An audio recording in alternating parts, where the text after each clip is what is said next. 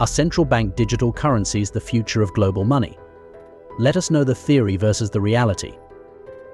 This video will not help you turn from this guy to this, but surely after the video you will gain enough knowledge about CBDC that you'll be able to clout in front of your peers, family members, or maybe your crush. In case you have to leave in middle of the video, make sure you do watch the last few seconds of the video. If you've been following cryptocurrency news or news on macroeconomic developments, you probably might have come across the term central bank digital currency, or CBDC. Now, what is a CBDC? A central bank digital currency is a form of digital money that's pegged to a nation's fiat currency and is backed by a central bank of the economy. We will take US dollar as fiat currency and Federal Reserve as central bank as example today. The key points that you will take away today are that CBDCs do have potential to change the future of the global monetary system, but their development is still an emerging phenomenon. One risk posed by CBDCs is the potential disruption to the existing financial ecosystem. Number one thing you need to understand is fiat currency. It is important to understand it, which will make it easy for you to understand CBDC. Fiat currency itself is a topic for another video, but in a nutshell, fiat money is a government-issued currency, not backed by a commodity such as gold. It gives central banks greater control over the economy, as they can control volume of money created. Most modern paper currencies, such as the US dollar, are fiat currencies. But one danger of fiat money is that governments can print way too much of it, resulting in hyperinflation. Another term you might want to know is stablecoin. Yes, that exists. Stablecoin aims to maintain its price same to the price of a given currency. It is neither issued nor regulated by a central bank or government. It is not recognized as legal tender in most countries, and not all stablecoins are backed by the currency to which they are pegged. So now, having armed with basic knowledge, let's further understand CBDC. The idea of creating a CBDC came about when private cryptocurrency developers began working on stablecoins, which are crypto pegged to a country's fiat currency. As a digital currency created by private developers, stablecoins were neither regulated nor legal tender. Yet they were being used as payment vehicles, which posed certain problems for the monetary system. To which central banks thought, why not to create our own official digital currency? Thus, leading to creation of money concept. Yes, a CBDC.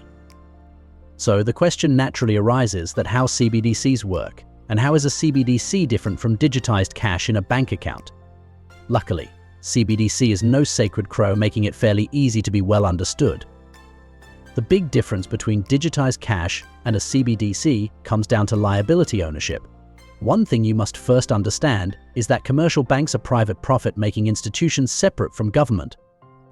Yes, so when you deposit cash in a bank, your money, that is, your asset, becomes the bank's liability. The bank owes you the money you deposited. Thus, when you ask for all of it back, the bank is liable to return it on the spot. In contrast, a CBDC you own is the liability of the central bank, the Federal Reserve, and not a commercial bank. In theory, this makes CBDCs a safer form of money, as central banks such as the Federal Reserve are often the only institutions with the power to create currency. Thus, there runs very least chances for them going bankrupt. Now, what are potential use cases of a CBDC? Generally talking, the main so-told purpose of a CBDC, aka digital dollar, is to give countries' citizens a form of easily accessible digital money that's convenient and secure to transact with. This goal can be broken down further into smaller objectives. First, provide broad public access to a form of digital money free from credit and liquidity risk. A credit risk is when someone who owes you something, like the money you deposited in a bank can't pay you back, becomes a credit risk.